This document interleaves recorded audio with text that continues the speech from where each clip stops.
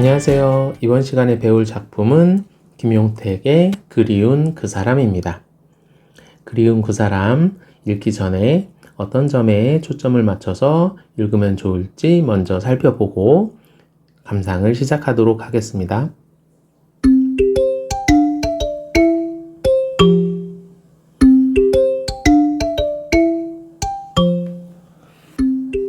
네, 읽기 전 활동으로 우리가 두 가지를 먼저 생각하면서 작품을 읽었으면 좋겠습니다. 첫 번째는 이 작품에서 시적 화자의 정서를 전달하는 방법으로 자연물이 굉장히 많이 쓰였어요.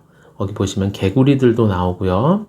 그 다음에 산도 나오고 보리떼도 나옵니다. 그래서 이런 자연물들을 통해 어떤 자연물들, 이런 자연물들이겠죠. 이런 자연물들을 통해서 어떻게 시적 화자의 정서를 전달하였는가, 요걸 한번 생각해 보시고요. 그 다음에 두 번째는 다양한 표현들이 꽤 많이 나옵니다. 이 표현들을 통해서 어떤 효과를 주면서 이 작품을 전달하려고 했는지, 어떤 표현들이 쓰였고 그 효과는 무엇인지 우리가 한번 생각해 보면서 작품을 읽어봤으면 좋겠습니다. 자, 그리운 그 사람 살펴보도록 하겠습니다.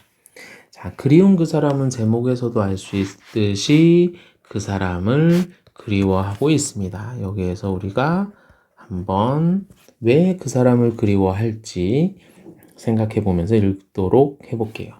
자, 오늘도 해 다 저물도록 그리운 그 사람 보이지 않네. 자, 그리운 그 사람을 계속 뭔가 찾고 있는 것 같아요. 보이지 않는다라고 하는 거 보니까 그렇죠. 그 사람이 지금 현재 부재 중인 거죠. 자, 여기에서 우리 오늘도라고 하는 걸 보니까 지금 계속 이 상황이 반복되고 있다는 것도 알 수 있을 것 같아요. 해가 다 저물도록 해서 뭔가 마무리가 돼가고 있는 시간적 배경이 나오고요. 여기 이제 그리움이 짙어지는 시간, 참 애상감이라고 정리를 해놨는데 해가 졌다라고 하는 것이 보니까 여기에서 하강적 이미지도 생각해 볼 수 있겠습니다. 자, 어쨌든 오늘도 찾았는데 그 사람은 보이지 않아요. 언제부턴가 우리 가슴속 깊이 뜨거운 눈물로 숨은 그 사람이래요. 자, 우리 여기에서 우리라고 표현을 한 거 보니까 집단화자, 다시 얘기하면 여기에서 집단적 가치의 표현이라는 거죠. 자, 여기서 집단적 가치의 표현은 무엇이냐? 나의 가슴 속이 아니라 우리의 가슴 속이니까 나가 아닌 모든 사람들이 똑같이 그 사람을 찾고 있다라는 걸 알 수 있습니다. 자, 그 우리의 가슴속 깊이 뜨거운 눈물로 숨은 그 사람, 자, 이 사람을 찾아야 되는데 이 사람이 지금 숨어 있다라는 거예요. 우리의 가슴속에 묻어둔 사람인데 이 뜨거운 눈물은 그 사람에 대한 그리움이 되겠고요. 이 뜨거운 눈물은 그 사람을 찾을 수 있는 원동력이기도 하겠죠. 자, 뜨거운이라고 표현이 되어 있는 거 보니 촉각적 신상이 쓰였다라는 것 정도는 우리가 확인해 볼 수 있겠습니다. 그런데 문제는 오늘도 보이지 않습니다. 계속 그 사람을 찾는데 그 사람이 보이지 않고 있어요. 자, 모넷농 가득 개구리들이 웁니다. 개구리들이 운다라고 하는 건 계절감을 느낄 수 있는데 여기에서는 개구리들이 보통 이렇게 우는 게 4월달, 5월달. 광주 민주화 운동을 배경으로 한 것이 아닌가라는 생각이 들죠. 자, 이 작품이 쓰여진 시기도 1980년대이기 때문에 이렇게 연결돼도 충분히 이해할 수 있는 부분입니다. 자, 개구리들이 울고요. 이 개구리들이 운다라는 표현 때문에 우리는 화자의 감정이 이입되었구나라는 것을 생각해 볼 수 있고요. 이 화자의 감정이입은 그렇죠. 밑에 나와 있는 저기 저 산만 어둡게 일어나 돌아앉아 어깨를 들먹이면서 또 울고 있습니다. 여기에서 감정이입이 또 드러났다라는 것을 알 수 있어요. 자, 중요한 건 여기에서 나오는 개구리도 울고 개구리, 그 다음에 산도 웁니다. 개구리와 산이 울고 있다라는 것에 초점을 맞춰주면 좋겠고, 왜 울고 있는 것인가 라는 것은 그 사람이 현재 부재 중이기 때문에 울고 있다. 이렇게 정리해 볼 수 있겠습니다. 자, 그럼 과연 그 사람은 어떤 사람인지 굉장히 궁금해지죠. 자, 그 사람을 찾기 위해서 그 밑에 보릿대 들불은 들을 뚫고 치솟아 들을 밝히지만, 자, 여기서 보릿대 들불은 보리가 굉장히 많이 자란 모습을 생각하면 됩니다. 자, 보리가 한창 익은 들판의 모습인데 그게 또 4월에서 5월입니다.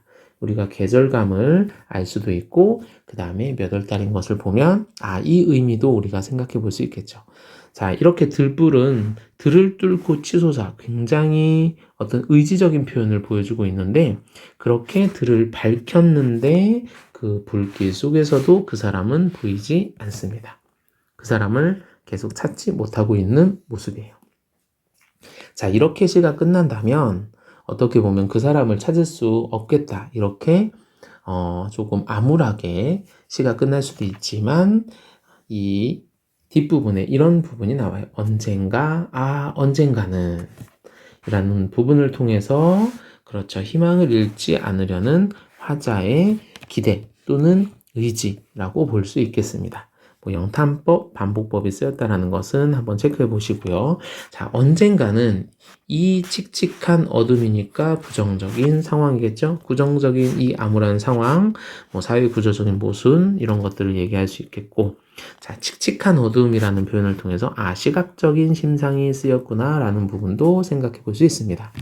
자, 이 칙칙한 어둠을 찢으면서 눈물 속에 꽃처럼 피어날 저 남산꽃 같은 사람, 이 남산꽃 같은 사람이 그 사람이네요.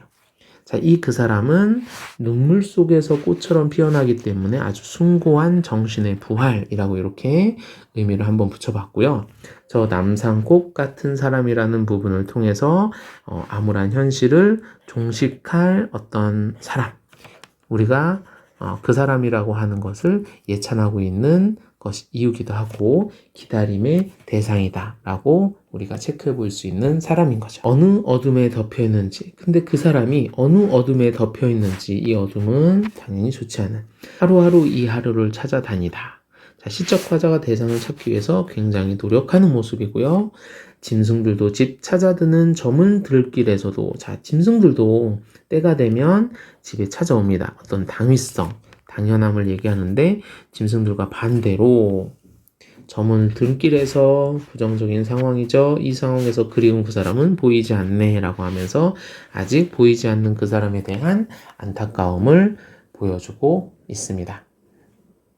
자, 그리운 그 사람 우리가 전체적으로 살펴봤는데 이 그리운 그 사람은 굉장히 소중한 사람이에요. 왜냐하면 이 시대를 뭔가 해결해 줄 사람, 이 암울한 현실을 극복하게 해줄 사람을 여기서는 그 사람이라고 표현을 해주고 있고 이 그 사람이 보이지 않는다라는 점이 이 시에서 굉장히 안타까운 부분이고 그 보이지 않는를 굉장히 반복적으로 사용하면서 시적 화자의 상황이 좋지 않다라는 것, 그 다음에 정말 간절히 그 사람을 그리워하고 있다는 것을 알 수 있는 작품이었습니다. 자, 이 작품이 아까 얘기했듯이 1980년대를 배경으로 하고 있기 때문에 자, 이게 5.18 민주화운동, 광주 민주화운동을 배경으로 한 작품이지 않을까라고 우리가 생각해 볼 수 있고요. 그 다음에 개구리들이 운다라는 계절, 보릿대 들불이 보리가 한창 익은 들판의 계절을 우리가 생각해 볼 때, 이 작품이 충분히 그럴 수 있겠다. 1980년대 그 힘든 상황, 군사독재 정권, 군부 상황을 아마 이 작품에서 극복하기 위해서 그 사람을 찾는 것이 아닌가라는 것을 생각해 볼 수 있습니다. 네. 이 작품이 다양한 표현법들이 쓰였는데 이 다양한 표현법들은 기본적으로 그 사람에 대한 그리움과 애상감, 그 다음에 현실적 힘듦을 드러내고 있는데 아주 효과적으로 쓰였어요. 자, 뭐 간단히 아까 살펴봤지만 하강적 이미지가 쓰였다라는 거, 뭐 여기에서 보면 그렇죠. 뭐 어떤 이런 촉각적인 심상들, 개구리가 운다라고 하는 청각적인 심상, 산이 울고 있다라는 청각적인 심상, 이런 것들이 다 시적 화자의 어떤 그리움과 슬픔, 애상감을 드러내주고 있고 이 작품에서도 오늘도 해 다 저물도록 그리운 그 사람 보이지 않네 라고 하는 부분과 마지막에 저물 등길에서도 그 사람, 그리운 그 사람 보이지 않네 라고 해서 그렇죠. 처음과 끝이 수미상관을 이루고 있죠. 네, 이렇게 변형된 수미상관을 이루고 있는데 수미상관을 이루고 있다라는 것은 한 번 더 얘기하는 것이니까 주제를 당연히 강조하게 되는 것이고요. 처음과 그쵸? 처음과 끝을 이렇게 딱 마무리해 주면서 시의 전체적인 형태의 안정감을 주죠. 네.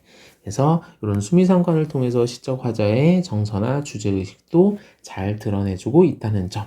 네. 이렇게 정리해 볼 수 있습니다.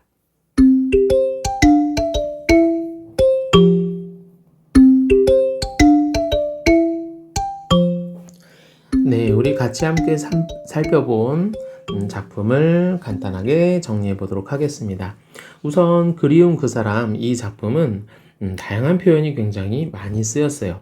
하강적 이미지도 쓰였고요. 해가 다 저물도록 등과 같이 그 다음에 촉각적, 시각적, 청각적 이미지 등 뜨거운 눈물이라든지 아니면 칙칙한 어둠, 개구리가 우는 장면 등 굉장히 다양한 심상이 쓰였다라는 점, 그리고 살짝 변형되었지만 맨 처음과 끝을 강조하기 위해서, 주제를 강조하기 위해서 수미상관 구조를 활용을 해서 기본적으로 시적 화자의 정서랑 그 다음에 주제를 강조하고 있습니다.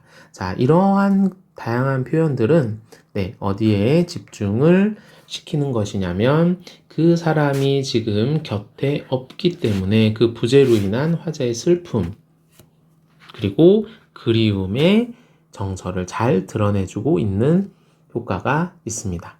자, 그 다음에 이러한 그 사람의 부재로 인한 슬픔과 이 그리움은 이 그 사람이라고 하는 존재가 현재 시적 화자가 느끼고 있는 이 현실을 끝낼 수 있는 사람이라는 어떤 기대와 희망이 있기 때문에 그 사람을 굉장히 찾으려고 노력하는 것이죠. 자, 이런 전체적인 부분에서 그 사람에 대한 간절한 그리움을 보여주고 있는 이 작품은 시대적 배경을 이렇게 집어 넣었을 때 1980년대 군부 독재를 시대적 배경으로 넣었을 때 그 사람이 이 군부 독재 시대를 끝낼 수 있는 사람이기도 하고요. 동시에 그 사람이라고 하면 새로운 시대, 뭔가 변화된 시대를 생각해 볼 수도 있습니다. 자, 오른쪽의 사진은 보리가 붉게 익은 그러한 사진입니다.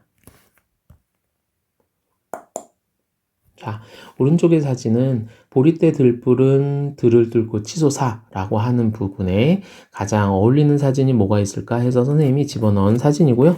자, 이렇게 보시면 이 보리때 들불이 그 사람을 찾으려고 굉장히 노력하는 것처럼 그 사람에 대한 간절한 그리움을 그려내고 있는 것 같습니다. 자, 이 작품은 그 사람에 대한 간절한 그리움, 그 사람은 군부 독재 시대 부정적이고 암울한 현실을 극복하고 이겨낼 수 있는 사람일 것이다 라고 정리하면서 작품 마무리하도록 하겠습니다.